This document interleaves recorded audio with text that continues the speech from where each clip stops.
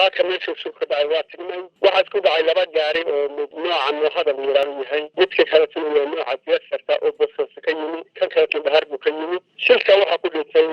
3 gabdhood laba waxay saarnaayeen gaariga jeesarta ah oo waxaa dareewalka keliya ka rahay gabarina waxay ku dhimatay gaariga noohada ah sida aan warka ku maqlaynaa gaariga jeesarta taasibuu u socday barra qofku dhintay waayahay marka laga yimaado dhimashada 3 qof ah oo haweenka ah wax raga kuma dhiman miya wax raga kuma dhiman laakiinse dhaawac fara badan baa jira dhowr qof ah oo hadda xarumaha loo qaaday jajab ma jiro dhaawac ilaa intee qof aad ku qiyaasi kartaa haddaad meesha tagtay se ma garanaysaa xaqiiqda saxda ee dhaawaca dhaawac marka qaaday baa tagnay laakiinse ilaa 6 ilaa 7 meelaas noqon ma dadka markaa gawaarida saarnaa oo 3 qof ee dhintay qaar miyaa ehel isku ahaayo isku xaafad ahaa mise dad waxay iska ahaayeen adigu gaarigaasi kulmiye oo isla socday gaariga jeesarta ah dareewalka iyo gabadhii qabay baasaan maqlay iyo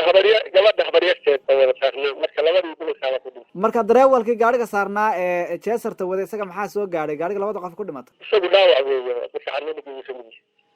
waayahay gaariga kale oo noohada ah oo isaga dareewalkii waday bal ka waran isaga inkastoo aan xaqiiqada hubin laakiinse say gawaaridu isku dhacday markaan eegno dadka dhaawacaaba ku jira waayahay adigu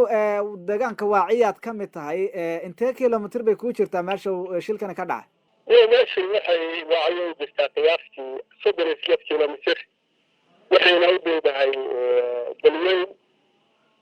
waana meel caan oo xorxoris baa la yidhaahdaa waa buundo marka meel banaan oo toosan bay isku dhaceen waayahay shilka maxaa sababay baa la is oran karaa maadaama meeshu aanay ahayn meel gawaadhidu ay ayagoo kala qarsoon ay isku soo bixi karaan ama meel buunda ah oo markaasi arrinta waxyaabo kale ka dhici karaan meeshan meel banaan bay ahayd sidee wax u dhaceen baad istiri hadiiba aad dadka wareysata markaa meesha tagnay oo dadka dee aqoonta wale dhinacyada wadooyinka gawaaridu xataa mid baray qabtay kuma jirin see u soconaya bay isgaleen marka traffic baa kala saari karta iyada hadda go-aanka laga sugayo gaariga noohada wuxuu ahaa gawaaridan iskaafka qaada oo dadka